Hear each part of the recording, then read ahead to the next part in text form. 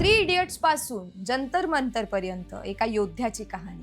नमस्कार मित्रांनो, कल्पना करा, एका व्यक्तीने आयुष्यभर विद्यार्थ्यांसाठी, पर्यावरणासाठी आणि समाजासाठी काम केलं.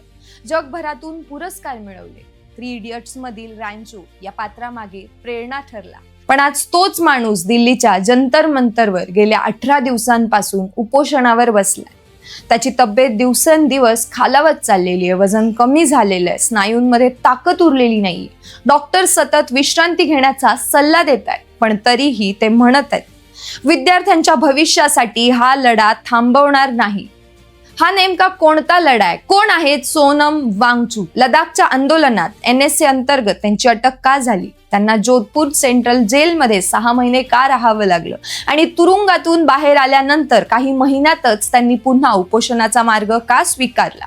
आज आपण सोनम वांगचुक यांची संपूर्ण कहाणी जाणून घेणार आहोत.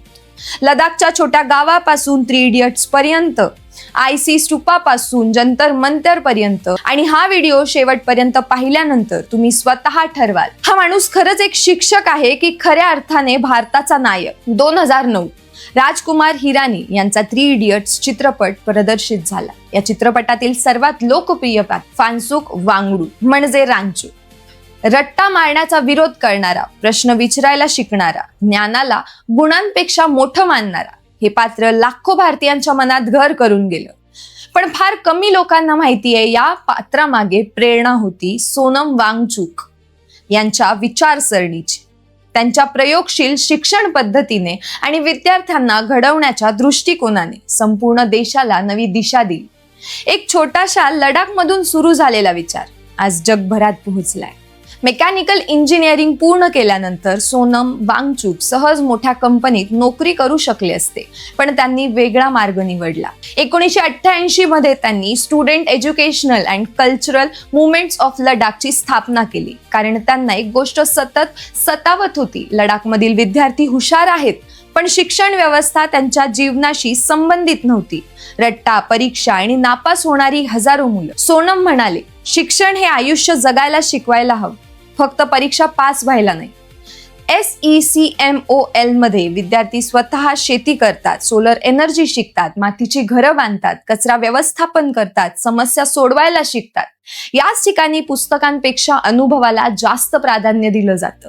1994 मध्ये आणखी एक मोठा प्रयोग केला गेला, ऑपरेशन न्यू होप. सरकार, शिक्षक, पालक आणि समाज यांना एकत्र आणून सरकारी शाळांचं रूप बदलण्याचा प्रयत्न, आणि हजारो विद्यार्थ्यांच्या आयुष्यात बदल घडू लागला. हवामान बदलामुळे लडाखमधील हिम नद्या वेगाने वितळत होत्या. शेतकऱ्यांसमोर पाण्याचं संकट निर्माण झालं. तेव्हा सोनम वांगचुक यांनी तयार केली आईस स्तूपा. हिवाळ्यात पाणी गोठवायचं आणि उन्हाळ्यात तेच पाणी शेतकऱ्यांना उपलब्ध करून द्यायचं. ही कल्पना इतकी यशस्वी ठरली की जगभर त्याची चर्चा होऊ लागली. रोलेक्स अवॉर्ड आणि अनेक आंतरराष्ट्रीय सन्मानांनी त्यांच्या कामाला जागतिक ओळख मिळाली. पण सोनम वांगचुक इथेच थांबले नाही. त्यांनी लडाखच्या पर्यावरणासाठी, स्थानिक हक्कासाठी, जमीन, रोजगार, संस्कृती आणि भविष्यासाठी आवाज उठवायला सुरुवात केली आणि न्यू लडाख मुवमेंट सुरू केलं.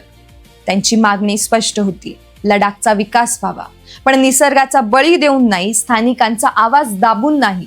यानंतर आंदोलन अधिक तीव्र होत गेलं आणि मग आला तो दिवस जेव्हा त्यांना नॅशनल सिक्युरिटी ऍक्ट अंतर्गत अटक करण्यात आली. त्यांना थेट जोधपूर सेंट्रल जेलमध्ये हलवण्यात आलं. तब्बल 6 महिने तुरुंग, बंदी आणि संघर्ष. पण 6 महिन्यातही त्यांनी निर्धार मोडला नाही. ते बाहेर आले, पण शांत बसले नाही. आज पुन्हा एकदा सोनम वांगचुक देशभर चर्चेत आहेत. 28 जून 2026 पासून दिल्लीच्या जंतर मंतरवर ते अनिश्चित उपोषण करतायत.